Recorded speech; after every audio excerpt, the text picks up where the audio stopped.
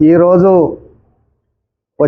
మున్సిపల్లో వచ్చిన ఫలితాలు రేవంత్ రెడ్డి గారి ప్రజాపాలన ఏ విధంగా ఉందో అర్థం పట్టినట్లుగా ఈ ఫలితాలు చెప్తున్నాయి.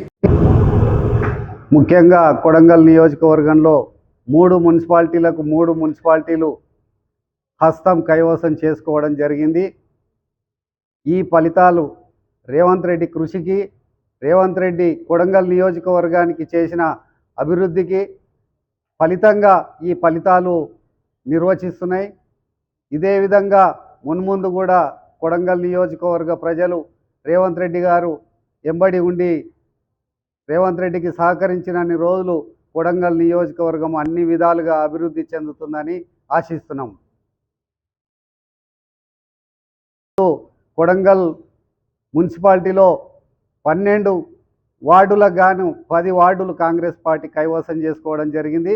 అదేవిధంగా కోస్గి మున్సిపాలిటీలో 16 వార్డులకు 16 వార్డులు కూడా కాంగ్రెస్ పార్టీ హస్తగతం చేసుకోవడం జరిగింది. అదేవిధంగా మద్దూరులో 16 వార్డులకు గాను 9 వార్డులు కాంగ్రెస్ పార్టీ హస్తగతం చేసుకోవడం జరిగింది.